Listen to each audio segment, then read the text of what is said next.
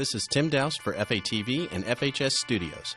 Recently, we had the opportunity to sit down with Andre Ravenelle, Superintendent of the Fitchburg Public Schools and Superintendent of the Year, selected by the School Superintendents Association.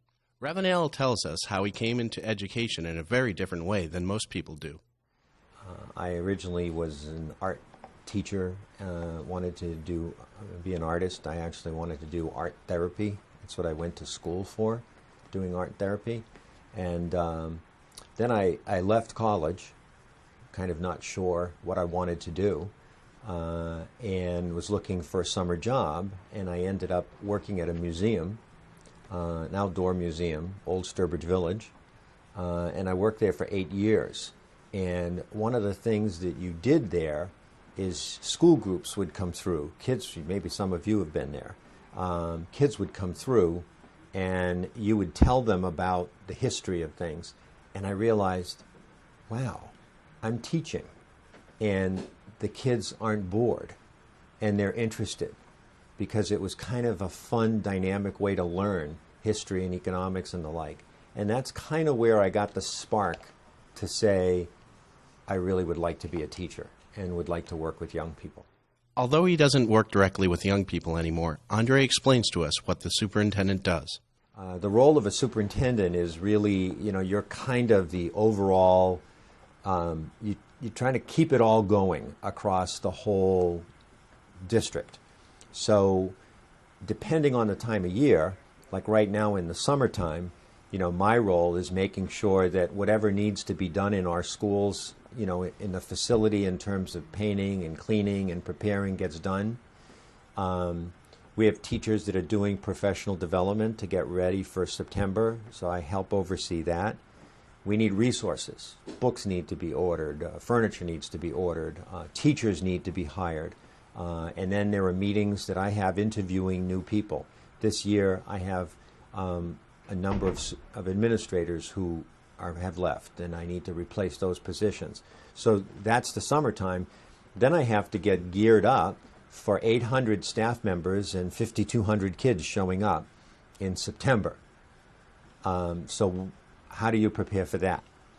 And when the teachers come back, we meet with them for 3 days before school starts. So they need to be brought up to speed on all the new things and preparing for the new year.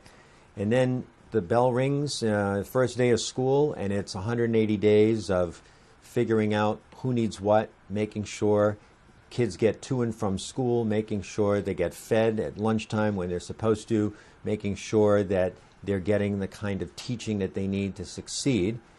And then, when it snows, making the decision whether the kids come to school or not, which is probably the most difficult decision I have to make. With the struggles of living in a school district that doesn't have a lot of money, Andre tells us what keeps kids coming back to school. I think what I'm the most proud of here in Fitchburg is that given the fact that we don't have a lot of money and we've had difficult budget seasons where we've had to cut, money from the budget, I believe in a comprehensive program that when kids come to school in Fitchburg, they should find all the things they would find in the very best school system they would go to. So if you like this kind of work, there's an opportunity in the Fitchburg Public Schools for you to learn how to do this like you are today. Mm-hmm. If you're an athlete, there's an opportunity for you to begin playing middle school sports and become good at the sport that you want to play in high school. If you're an actor, there's an opportunity for you to be in a play. And if you're interested in cybersecurity, which is a career of the future, there's an opportunity in the Fitchburg Public Schools for you to start learning how to do that. And we have a summer camp this summer in cybersecurity, and we're going to be putting in curriculum in middle school and high school on that. So basically, the way I look at it is, every kid walks through our doors every day. They all have a different thing that's their passion. And once they find that, that's what's going to keep them coming to school every day, and that's what's going to make them feel good about their success. If I cut that from the program, if I cut this program out, if I cut drama out, if I cut athletics out, I might be taking away the thing that that some student really feels they're good at, and it keeps them going. When he's not working, Andre enjoys painting. Well, I'm an artist, so when I'm not here, I like to paint, and I like to putter. So I'm constantly looking for things around the house that need to be fixed, and that's good psychological activity, because if you're fixing something, it's broken, and there's a beginning when it's broken, and then there's an end when it's fixed. And the job I do every day, there's no beginning and no end. It just goes on and on and on and on. And if I take 10 problems off the desk, 10 more problems come on the desk. And it just keeps repeating itself. And then in my art, my Tuesday nights are my time.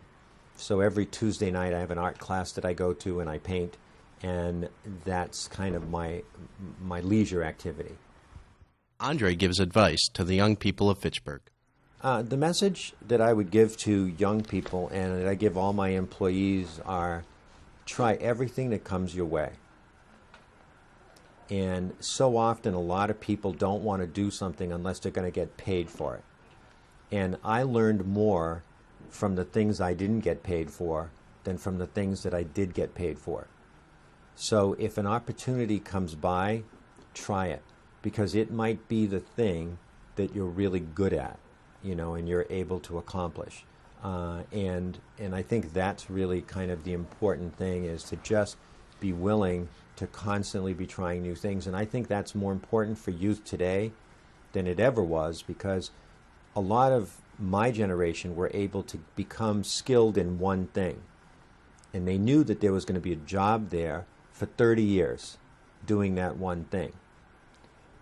Your age, you'll have 10, 15, 20 different jobs. And just when you think you're in the job that's the perfect job, something will happen to change, and that job could be obsolete in 5 years. And you're going to have to develop the skills to be able to be flexible, to be dedicated to the work you do, and then to be persistent, in that work. This is Tim Doust for FHTV and FHS Studios. See us on the web at www.fatv.org.